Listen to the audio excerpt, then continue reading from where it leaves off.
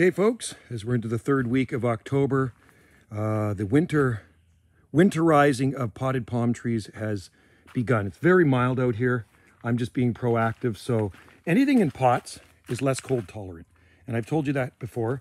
Even the hardiest palm trees, the most cold tolerant palm trees in pots, these are tree ferns, Australian ones, are less cold tolerant. So those ones I'll throw in the basement when the time is right, not right now. That I actually wrap the pot with bubble wrap. That stays out all year because it's a bigger pot. The bigger the pot, the safer you are.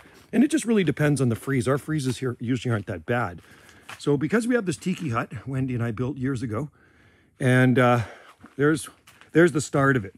So we have Trachycarpus martianus, there's Latisectus, there's Rhipidophyllum hystrix in there, that's a needle palm, Chamaerops humilis, and then a bunch of waggies, various waggies, and then there's some a lot of potted Yucca gigantea. Just because they're in pots, they go into the tiki hut. And I'm not finished yet. I still have to stuff it full. There's some date palms.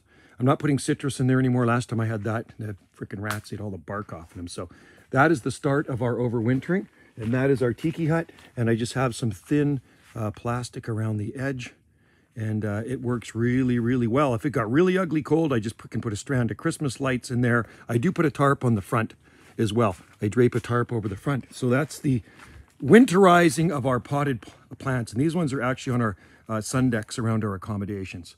So we don't want anything bad to happen to those. So they're nice and safe and sound. Better safe than sorry, right? All right, guys. Thanks for watching. And stay tuned for more videos here on Gulf Island Rock. Cheers and happy palm growing from the Gulf Islands in the North Pacific.